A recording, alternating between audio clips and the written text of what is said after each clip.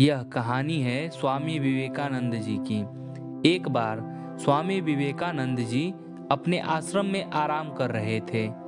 तभी एक व्यक्ति उनके पास आया जो कि बहुत दुखी और परेशान था।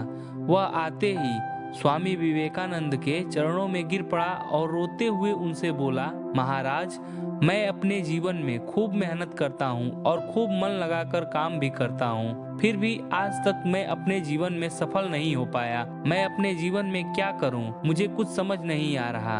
अब आप ही मुझे कुछ बताइए। स्वामी विवेकानंद जी ने उस आदमी को उठाया और फिर चुप कराया।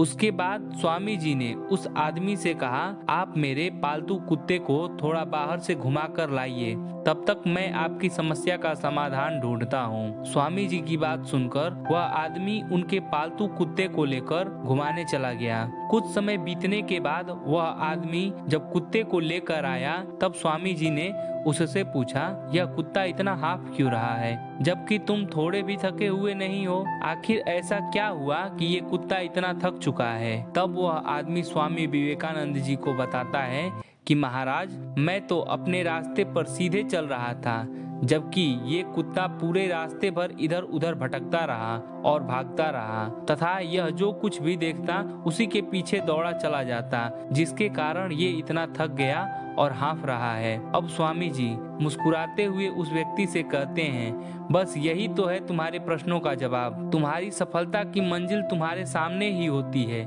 लेकिन तुम अपनी मंजिल के बजाय इधर उधर भागते हो, जिससे तुम अपने जीवन में कभी सफल नहीं हो पाए। स्वामी जी की ये बात सुनकर वो व्यक्ति समझ गया कि यदि सफल होना है तो हमें अपनी मंजिल पर ही ध्यान देना चाहिए, तभी हम अपने जीवन में सफल हो पाएंगे। स्वामी विवेकानंद जी की छोटी सी कहानी से हमें भी यही सीख मिलती है कि जीवन में हमें क्या करना चाहिए, इस बात पर ध्यान देना चाहिए।